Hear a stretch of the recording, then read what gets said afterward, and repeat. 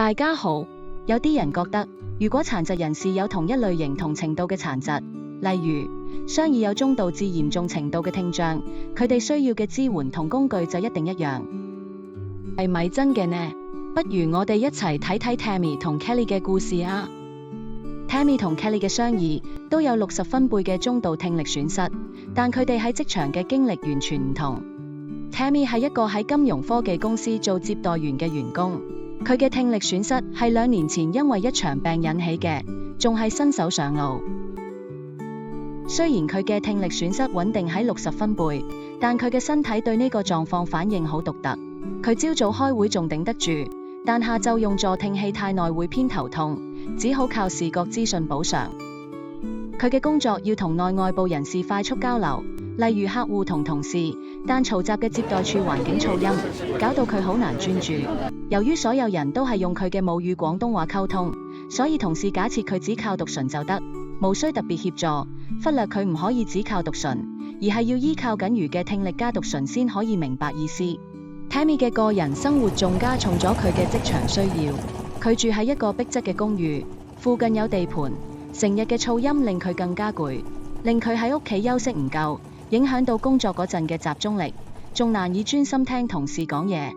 雖然家居嘅環境因素好難即刻改變，但係喺公司環境入面，我哋可以察覺到 Tammy 需要視覺化嘅任務管理系統、書面溝通同一個比較安靜嘅工作空間，先至可以發揮最好嘅表現。Kelly 就完全係另一回事，佢係一個客戶服務經理，有15年應對聽力損失嘅經驗，已經將自己嘅殘疾轉化成一種優勢。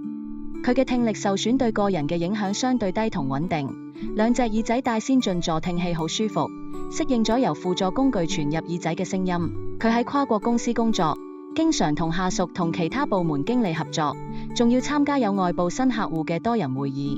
佢用即時字幕工具，輕鬆應對多語言環境，溝通順暢。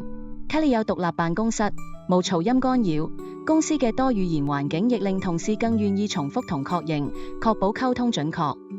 多年嘅經驗令佢好懂得揀唔同嘅輔助工具，令自己能充分發揮所長，喺客戶服務同團隊培訓上取得佳績。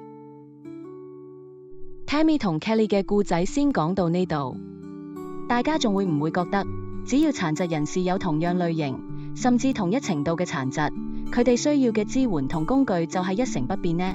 事實係，就算診斷嘅疾病相同，佢哋喺職場嘅需要唔一定相同。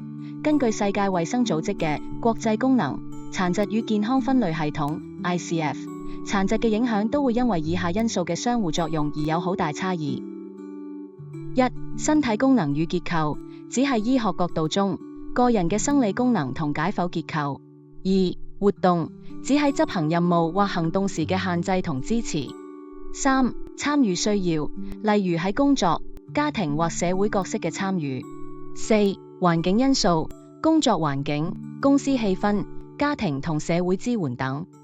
5. 個人因素，個人意願、性格、強項同弱點等。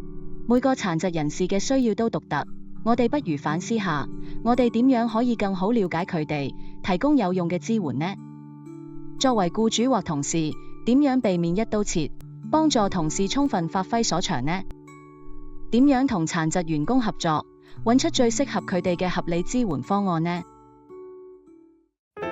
請喺評論區同我哋一齊分享你嘅睇法同經歷，一齊探討。